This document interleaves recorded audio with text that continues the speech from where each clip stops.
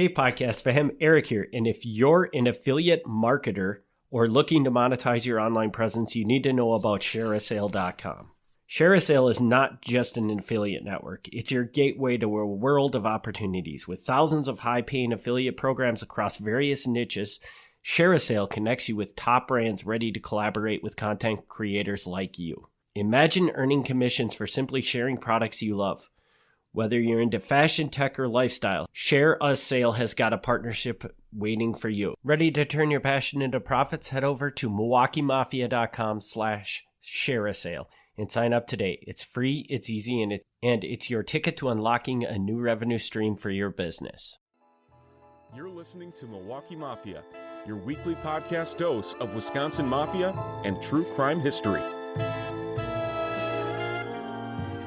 Hey everybody, welcome back to Milwaukee Mafia. This is Eric Waltergens. I'm Gavin Schmidt. And Gavin has some exciting news for us. Yep. Depending on what you consider exciting news. Yeah, we have a Patreon account that should be set up by the time you hear this. All the episodes you've been hearing, you're going to be able to continue to hear. Every single one we do will be available, so you're not missing any of the history. The thing is, we'll be switching to every other week instead of every week. And then for our Patreon subscribers, you get the bonus content, which is going to be Milwaukee Mafia mailbag. And then you get to hear me just ramble without my notes about different questions that people have. So hopefully that's fun enough that, you know, you'll throw us a buck or two here and there. But if you don't feel like throwing us a buck or two, you still get the regular episodes for free. Yeah, and for anybody that doesn't know what Patreon is, it's just a simple way for people to support podcasts. So, yeah. And that's just going to get you access to those extra episodes. Yeah. All right, I guess we'll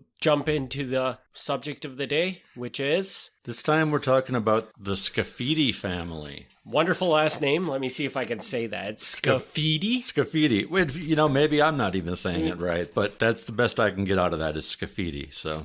All right. So what is? I mean, it could be Scaffidi, I suppose. So I'm going to guess one of them dies, or all of them die. Multiple people die. All right. Let's not give it all away. So kick her off then. Okay. So this is like usual, this is a modification from a chapter in the Milwaukee Mafia book. Now, in the Milwaukee Mafia book, I started out and I talked about a Scaffidi family member who lived in New Orleans, and I'm cutting that. We're not talking about that because I wanted to bring it in there and talk about there was a police chief who was murdered in 1890 in New Orleans. Scaffidi was one of the suspects, etc., and I was like, hey, we also have a Scaffidi family member in Milwaukee. Problem with that is I was never able to prove they were actually related. So my assumption was, well, how common is this name? They're probably cousins, and maybe they are, but I wasn't able to prove it. So we won't talk about any of that. We're just going to start right off in Milwaukee. We got James Scaffidi, we're starting with. Okay. Which technically he's not from Milwaukee. He lives in Cudahy, but hey, it's the same thing. Yeah. Sorry if you live in Cudahy, but you're in Milwaukee. Same thing. He lived on Holmes Avenue. His house was packed with Scaffidi relatives, including Sam, who could have been his brother, could have been his cousin. Nobody really knew for sure. Sometimes they said one thing, sometimes they said the other. These families are so tight, it was hard to tell. Well, anyway, James Scaffidi, just a normal, regular guy. He worked at a rubber company. And one night, he's out walking home, December 1919, and you know what happens? He gets killed. He's shot 6 times from behind. Man, and they just do a good job when they kill somebody. Yeah, they do. You know. He was found in a ditch in the town of Lake. If you don't know where Lake is, it's basically where the Milwaukee airport is. He actually was armed. He had a .38 revolver on him, but... getting shot from behind, he never saw it coming. The police chief investigated it personally for 6 months, but they were unable to solve the crime, and his wife gets remarried soon after that. No justice for him. No justice for James Scaffidi. We bring him up not just because he's killed, but because he has 2 sons. He's got Joseph, who we'll start with. His son Joseph was known to be a criminal, unlike James, who we don't know. I mean, it's a little suspicious he's carrying a gun and he gets shot, but we don't know. We don't know why. Joe, at first, he's arrested for destruction of property. He's placed on probation. He then gets arrested for theft and put on probation. He then gets arrested for theft again and gets 17 months in the Waukesha Industrial School for Boys, which is kind of like a reform place for young offenders. He gets out. He is not reformed. He starts hanging out with the local gangs.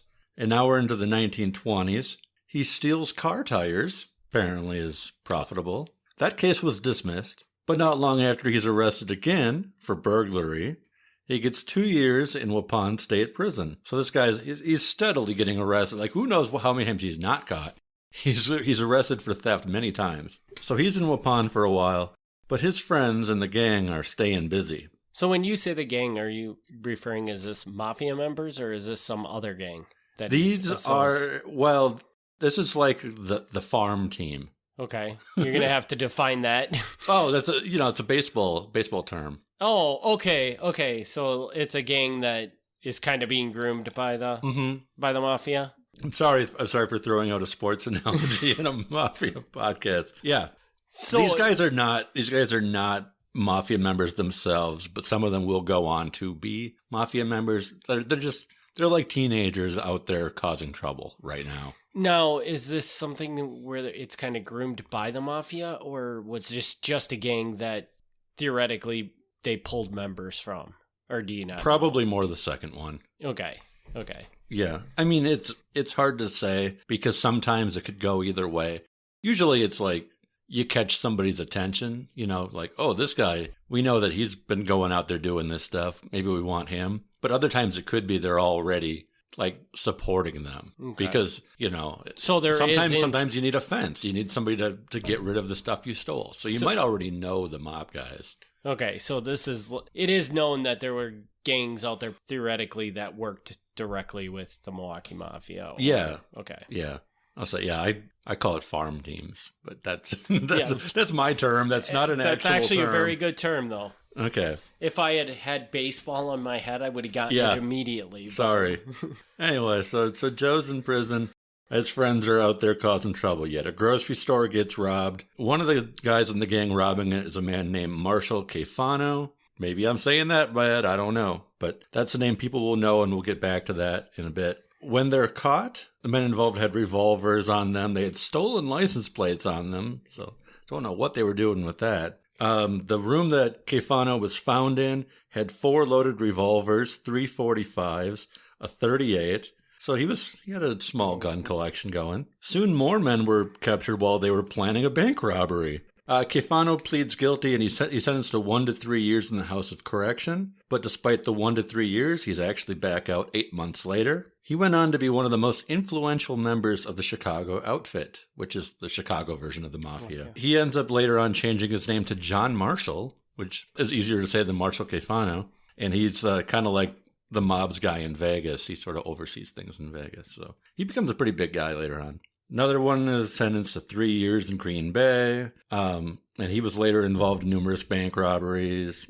So, I mean, these guys, these are all lifers. These are all, they get in, they get out, they keep doing stuff. This one you might remember from an earlier episode, the Tony Spills the Beans episode, because on the evening of January 23rd, 1933, Charles Schmidt is hijacked by Tony Gennaro. I remember Tony Gennaro. And Joe Scaffidi, our guy this episode.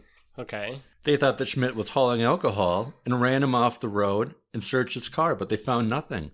They let him go. But he caught their license plate number and wrote it down. The men were arrested at a soft drink parlor. Police found 2 revolvers and 4 fake badges in their car. You might remember the fake badges part. I do. Okay. We're just bringing it back up again, because this time we're talking about Scaffidi. We don't care about Tony Gennaro this time. Scaffidi was charged with carrying a concealed weapon and sentenced to 15 months in the House of Correction. He crippled his left arm in jail machinery and was released after serving only 6 months. They maim you and they're like, well, I guess you can get out of here then. So after only 6 months, he's out again. Now he joins up with Harry D'Angelo, who's a known burglar. They get pulled over in a car and arrested for vagrancy, which is just sort of like a generic thing police arrested people for. Police found in their car 4 shotguns. D'Angelo said, "We just returned from a hunting trip." Well, the police couldn't prove otherwise, so they let them go. Do you have like a time frame from, okay, so you say he gets out and then he joins up with this guy. Mm-hmm. I mean, was there any effort in there to, straighten out his life or anything? Or was it just like, No. I'm out, let's start committing crimes again? No, so like this recent one here. So it's January 1933 when they hijacked this guy. And I don't know how long it takes for the trial and everything. But he's in jail 6 months. So that's at least July, August, whatever. Mm-hmm. And he's pulled over with this guy the next time in November of the same year. So we don't know that he was doing anything wrong. Maybe they were coming back from a hunting trip. But he's already under suspicion again. Wow. Yeah. So it's just literally, I'm out, let's get back to work. Yep. Did you get attached to Joe Scaffidi at this point? Do you feel for him? No, not really. Okay, good. Because he's about to die. Because he's about to die. So Joe Scaffidi, now he's with Angelo Claros, who was mentioned earlier, just one of these guys in the gang. They left the duplex that they lived in together in November 1935. They drive down to Chicago. They're trying to drum up some business. They were moonshiners. At this point, booze is legal again. But they're still making moonshine. So they're going down to Chicago trying to get some customers. They get down to Custer Street, which I don't know really where that is, but it's in Chicago. They're followed by a Ford V8 without license plates and forced to pull over. Witnesses said that they seemed to be friends. They spoke to each other for a little bit in friendly tones. But then the attackers pulled guns and shot the pair repeatedly in their heads. Witnesses could not describe the men and just said, we don't know what they looked like, but they drove off that way.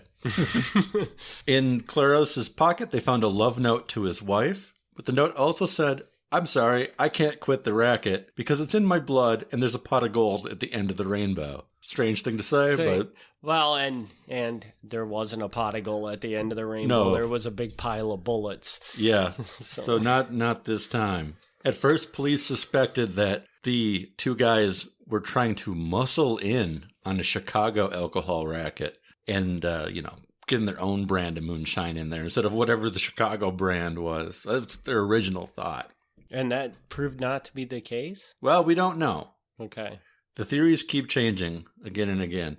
They spoke to Angelo Claros' wife, and she said, I don't know anything about it. She's like, I knew that he was a bootlegger, but I thought most of the time he just worked at a fruit stand. So she doesn't know.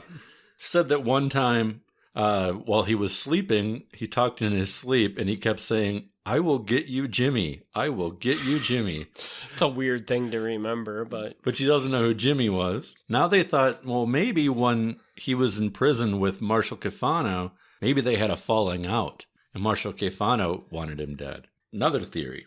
Police questioned a few more members of the gang, and at this point, now they changed their theory again. Now they thought maybe they were hijacking slot machines that belonged to a rival gang. And they were wanted dead by slot machine gangsters. Nobody really knows.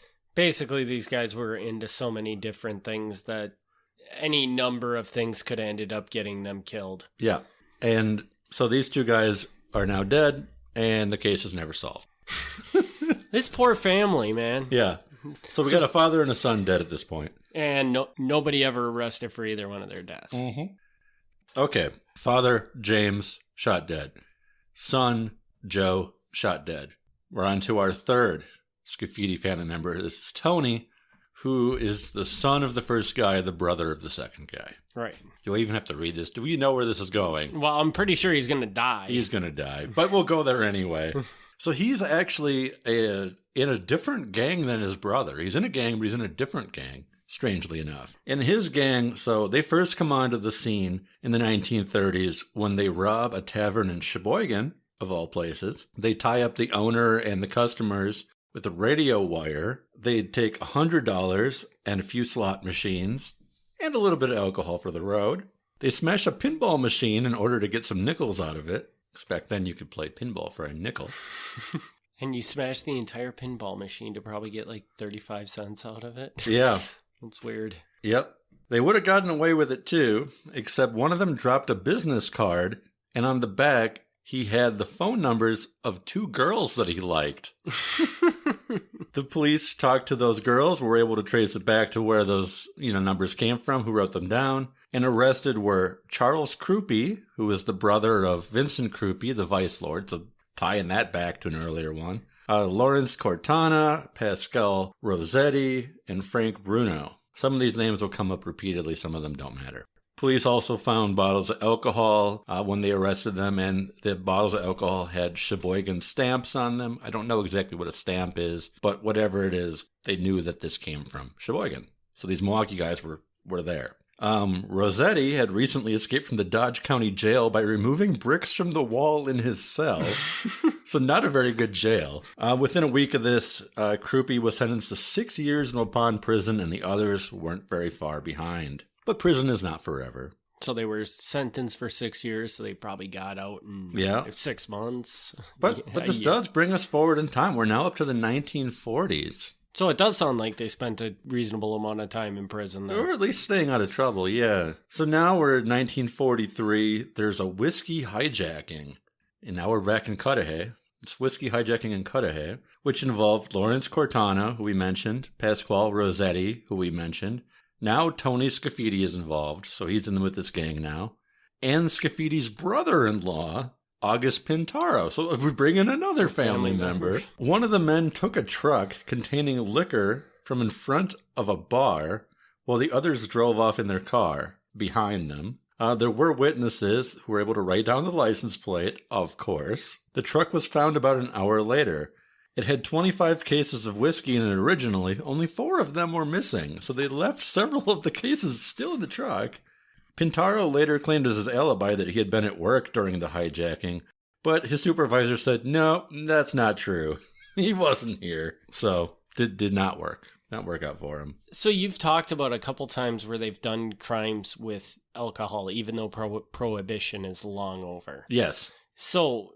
by the 40s, it's very long over, yeah. So was this something they kept trying to push? Like, did it just become once prohibition ended, they tried to stay in the alcohol game, it just became stealing legal alcohol and maybe selling it for cheaper? Or that was a big thing that they just kept going with, I guess? Booze is good business. Like, you could still make your own version of beer, whiskey, whatever, and sell it. And I don't know how profitable it was. But the point was you didn't have to pay all the taxes and, because the revenue, the IRS comes in and they're like, oh, we gotta stamp this and we gotta regulate that. And hijacking legal, like actual, well, it's not legal once you hijack it, but hijacking legit whiskey, I mean, you can, if you know a bar owner, you can sell it to them for cheap, but you got it for free, so it's a good profit. And then there's a classic thing that, these questionable bar owners did, and I'm pretty sure bar owners don't do this anymore, but they used to, what they would do is after they sold a bottle of, I don't know, we'll say Jack Daniels, they'd fill the bottle back up with something that's not Jack Daniels. Oh, yeah, so like sell the cheap whiskey. Yeah. So somebody would be like, give me your top shelf stuff, and you'd give it to them, but it's not real. Like you filled it back up with crap. So, I mean, there were all kinds of ways to make money off of alcohol, because it's, even now, I mean, we live in Wisconsin where booze is cheap, but once you leave Wisconsin, like, beer is expensive. And the taxes are probably 2 to 3 times as much as what they are in Wisconsin, because we don't tax alcohol. So yeah, like if you leave the state and you're like $10 for a mixed drink, what the crap? I'd get that for 3 at home. But yeah, so how long did this go on for? Do you see a point in time in history with the Mafia that they kind of you stop seeing these alcohol crimes, or was this a focus all the way through? I would say it definitely slows down at this point. I mean, it continued through the 30s, but by the 40s, I mean, this was probably an odd crime. Well, this isn't that odd because they're hijacking whiskey and probably trying to resell it, so that's not that strange. But actually, like, making it yourself, the bootlegging it, by the 40s, that would have been pretty gone, yeah. Okay. All right, I'm sorry. That was a major sidetrack off the story, but... That's okay. Okay, so these guys, Lawrence Cortana, Pascal Rossetti, Tony Scaffidi, and August Pintaro, they're at the office of a defense attorney in January 1944, so shortly after this. They paid him $250, the attorney, to handle their case. So this is all fine and good. But that evening, they leave the attorney's office. Are you kidding me? They leave the attorney's office and they go to a bowling alley. They want to find a waiter at the bowling alley who could be a witness for them, whether they're a real witness or just a BS witness, whatever. But they want to talk to a witness. So it gets to be a little after midnight. And while they're there, I don't know what's going on there because they're to find a witness. But they end up robbing two of the guys at the bowling alley. They hit one guy with a blackjack. Do you know what a blackjack is? No. Okay. Blackjack is like this little weighted, like a hacky sack with a weight in the end. Okay. They hit him over the head with it. Take some money, take his watch, take his car keys. The other guy they just get $23 off of. By the time the police arrived, everybody's run away. But guess who's a little slower than the others? Tony Scaffidi. So as he's running away, a patrolman fires, hits him in the rear shoulder, fires a second time, hits him in the neck, and you don't want to be shot in the neck. That's a big no-no. So, and that's all she wrote for him. Yeah, so he's running and he stops running and it's a little too late for him. Well, it's good to know that at least we know who killed one of the members of the family. We do know who the killer was this time. Yeah. That's true.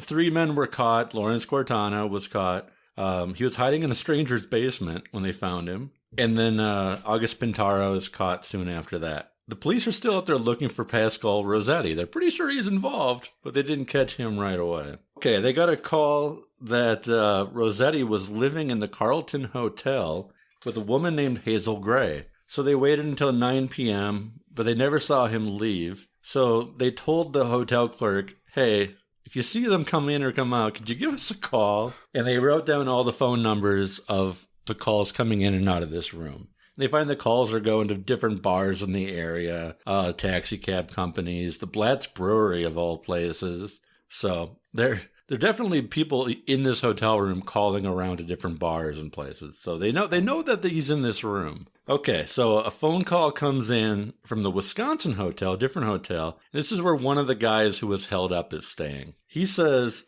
to the police when they arrived that he was in the cocktail room and he was being watched by 2 Italian men. He said that he walked out to the lobby and saw 3 more Italian men who looked at him and kept their hands in their pockets. By the time the police arrived, the Italians had left the hotel. He said that even when he was calling the police, an Italian girl stood next to him when he was making the phone call. He thought that one of the men looked familiar from the bowling alley, but he wasn't sure, and 2 of the men looked like they could be brothers. So now he thinks after he's been held up that he's being trailed by other Italian guys. He called the other guy who was held up, who was tending bar at the bowling alley, and he said, strangely enough, the same thing happened to me.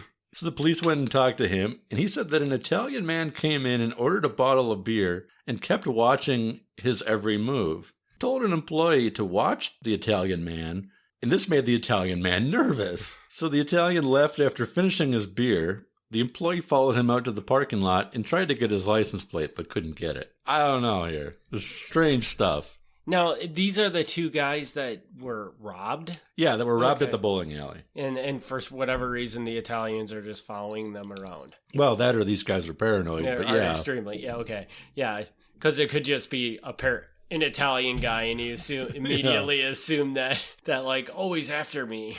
Right.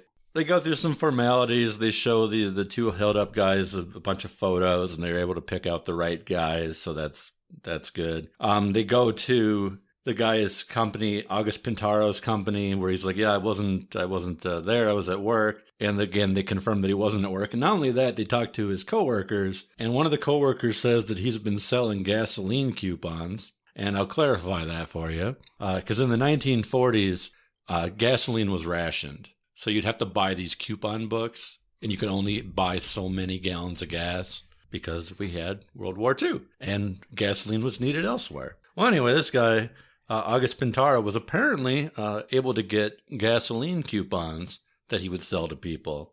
He sold them to one guy for $10. I have no idea if that's a good deal or not. And he says, I regularly go on trips 600 miles or more. And he said, strangely enough, recently the Racine office that sells these coupon books had been burglarized, and he wasn't at work on that day.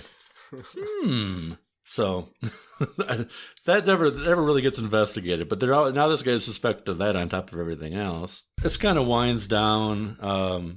They eventually do find Pasquale Rossetti, the one guy who was missing, by talking to his girlfriend, Hazel Gray.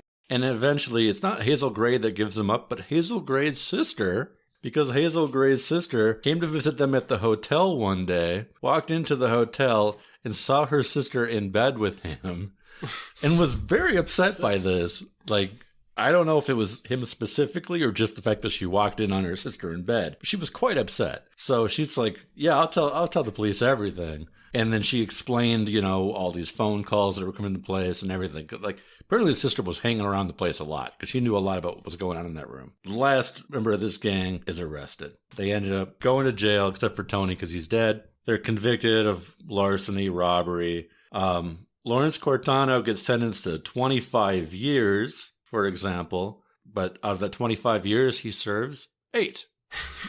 Wow. 8 years. And he gets back out? He gets back out. Again, you think maybe 8 years in prison, he'd learn his lesson. No. He immediately goes and he burglarizes a pharmacy. Yeah. So after this, Lawrence Cortano, he's done. I mean, you don't get a 25-year sentence, come out, burglarize again. He's pretty much at this point, he's going away to prison. The number one thing I find most interesting about this episode, yeah, and maybe I just never made this connection before, but it just seems like the people in this story, they're just doing like really, really, really petty crimes badly.